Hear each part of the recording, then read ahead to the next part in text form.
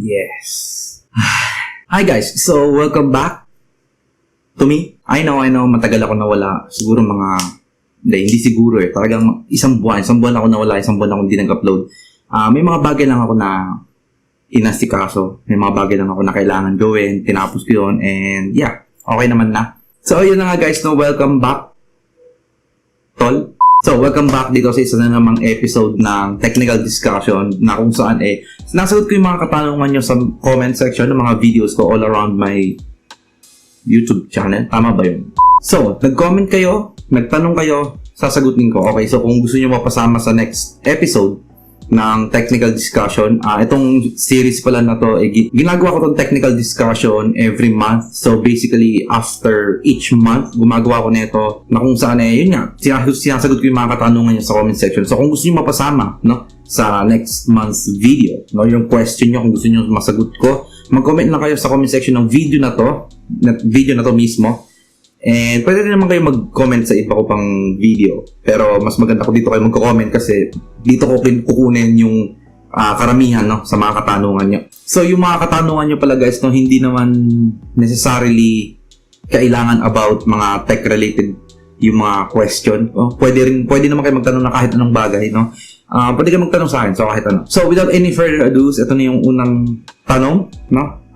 Okay, so ang tanong ni Makabayang Totoo, sabi niya is, I need one for my son, 11th grade na po, may take accountancy. Sana po ay affordable na i7, 8 Gen, 8 to 16 GB RAM, SSD, 14 inches. Recommendation lang po, casual build. Okay, so, for the casual build, you don't need to have 16 GB na na memory.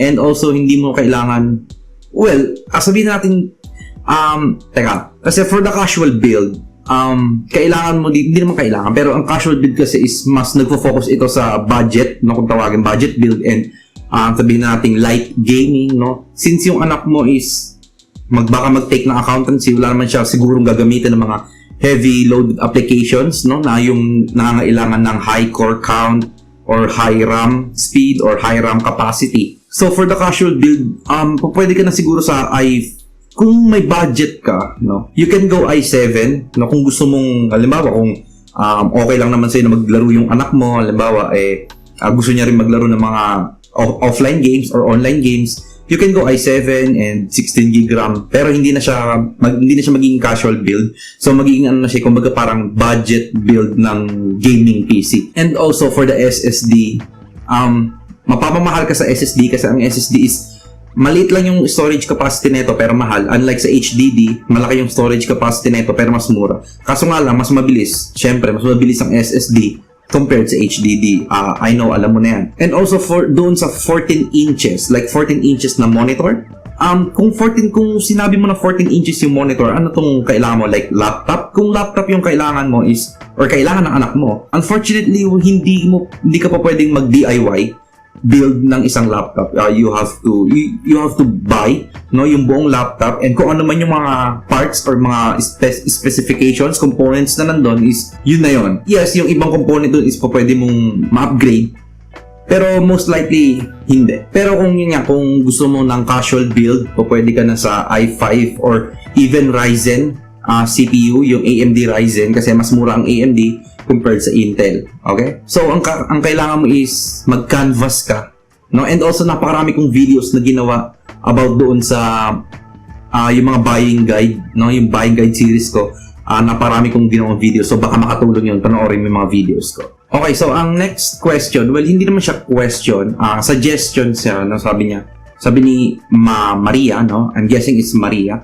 Maria Catherine Paterno. Ang sabi niya is, hello po, helpful masyado for our CSS assessment. CSS? Ano CSS? Cascading Style Sheet? Ano yun na? Language for web programming? Pa-explain naman po ng North and South Bridge sa motherboard. Thank you. Okay, so, for the North and South Bridge, gagawa ako ng video niyan, pero hindi ko alam kung kailan ko pa ma-upload, pero definitely gagawa ako ng video niyan. Baka next year ko pa ma-upload yun, or baka sa December ko pa ma-upload. Kasi napakarami kong nakapile up, nakapila na video, So, naka-schedule yung mga video na gagawin ko. Pero definitely gagawa ako ng South Bridge and North Bridge. ano naman siya, general explanation lang naman siya about doon sa North Bridge and South Bridge ng motherboard. Ito, sabi ni Monica Reese, Boss, pag ba matagal mag-open yung mga apps sa laptop, recommended ba na i-upgrade ang RAM or yung HDD to SSD?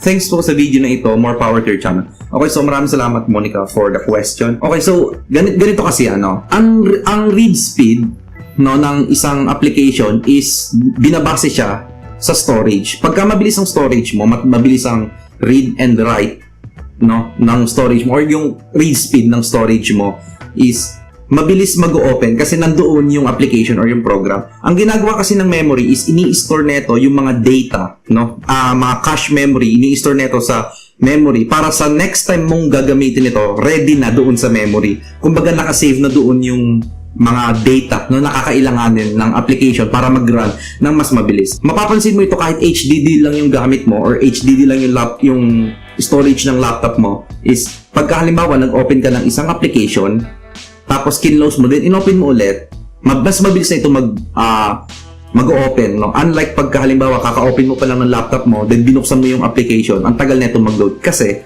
hindi pa nakasave yung data or yung information doon sa memory ng computer mo. So, the bottom line is, so kung bibigyan kita ng advice, upgrade your HDD to SSD. Depende yan ano ba yung clock speed ng RAM mo kasi kumbaga nagva-vary kasi yan sa components na kung ano yung meron ka, Sabi ni Neil Francis Flaga from YT 03-2019. Ano ba talaga ang OS? OS is operating system. Ito yung isang software or ito yung klase ng software na kung saan kailangan ng computer mo para magkaroon kayo ng interface, magkaroon ka ng, sabihin na natin, magkaroon ng user interaction between computer and the user. Kasi kung wala ang operating system, walang GUI or walang graphical user interface, ayun ang silbi ng OS.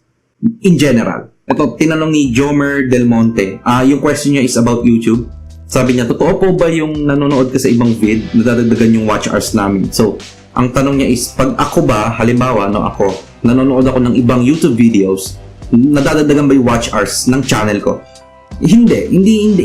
Madadagdagan lang yung watch hours ng channel mo pagka merong nanood sa'yo, pagka nanonood yung mga audience mo. In theory, theoretically speaking, the longer the video, mas mataas yung watch hours na makukuha mo. Pero hindi ganun yung nangyayari in reality. Kasi pagka mas mahaba yung video, yung mga audience or yung nanonood sa'yo is parang nagiging para silang naboboard. Unless kung napaka-entertaining mong tao and nabibigay ka sa kanila ng mga educational information, yung mga ganun kasi ng bagay. Pero, to answer your question, hindi po nadagdagan yung watch hours ng channel natin pagka nanonood tayo sa ibang video. Okay, tinanong ni Joaquin Carlo. Sabi niya, paano may iwasan ng pagbent ng CPU sa LGA? Okay, so LGA is yung land grid array. Ito yung klase ng CPU na kung saan hindi pin yung gamit ng CPU nyo. Kasi kung makikita nyo doon sa AMD, pagka nakita nyo yung AMD CPU or AMD processor, merong mga pins na nasa ilalim ng CPU nyo. Ang tawag doon is PGA or pin grid array. Okay, so for Intel, ang gamit nito is yung mga parang sequence of dots or yung mga bilog-bilog lang sa ilalim ng CPU nyo, hindi siya gumagamit ng pins. Ang tanong niya is paano may iwasan ng pagbent ng CPU doon sa motherboard kasi ang pin ng Intel processor is nandoon sa motherboard, yung pin naman ng AMD processor is nandoon sa mismong CPU or nandoon sa mismong processor. Okay, so para maiwasan ang pagbent ng pins sa Intel, wala akong the best na solution kasi hindi pa naman nangyayari sa akin yon. And pagka nililinisan ko yung computer ko, yung system is doble yung ingat lalo na pag doon sa processor kasi sobrang sobrang delicate. Pagka na-bent yung isa doon, pwedeng magkaroon ng error, pwedeng hindi mabasa pwedeng hindi mag-function yung processor ng computer mo. So, mag-iingat na lang tayo. So, may tanong si ikaw mula noon hanggang ngayon. Ang sabi niya is, pwede ba gumamit ng hindi bootable flash drive para sa installer? Para sa installer ng Kasi kung gagamit ka ng installer ng Windows operating system, kakailanganin mo ng bootable flash drive. Kailangan mo i-convert yung regular flash drive into bootable flash drive. Pero kung gagamit ka naman ng installer ng Microsoft Office, no? Or kung gagamit i-install ng mga games, hindi mo nakakailanganin ng bootable flash drive doon. Kasi ano na yun, kumbaga, ano na yun, straightforward na yun. I-run mo lang, then install yun. Ito may comment si Ainsley Harriet. Hindi naman siya tanong, hindi siya question. Pero sabi niya, daming nanonood na estudyante. Nandito ako kasi mag-build ako ng first gaming PC ako. Maraming salamat. Sana nakatulong yung video ko sa'yo. May tanong si Hardcore TV. Ang tanong niya is, tol, bakit KB per second lang ang sa akin?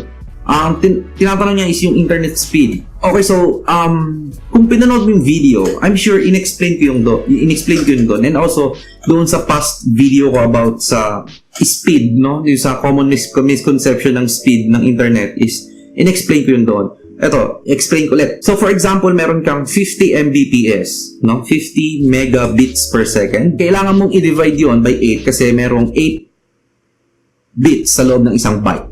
Okay? So, di-divide natin yun. So, ang sagot niyan is, ang sagot is 6.25. Okay, so, ang speed ang download speed, pagka halimbawa nag-download ka, ang maximum na makukuha mong speed is 6.25 Mbps. Hindi po pwedeng sumobra. Pwedeng sumobra ng mga konti lang, pero hindi mo makukuha yung 50 Mbps. Kasi yung 50 na yon is 50 megabits yon. Hindi siya megabytes. Okay? So, magkaibang bits and bytes. So, yeah, that's the general explanation pagdating doon. Okay, so guys, ayun na po yung huli nating question. Maraming salamat sa panonood, guys. Sorry ulit kung hindi ako nakapag-upload this nung nakaraang buwan. So, ayun na guys. Kung nagustuhan nyo yung video, give this video a thumbs up and also comment kayo sa comment section down below kung gusto nyo mapasama sa next month's video ko, sa next episode na itong ginagawa kong series na to. Subscribe kayo dito sa channel, guys, no? Kasi napakarami pang tech-related videos coming up very, very soon. So, once again, guys, my name is CJ and magkita-kita tayo sa susunod kong video.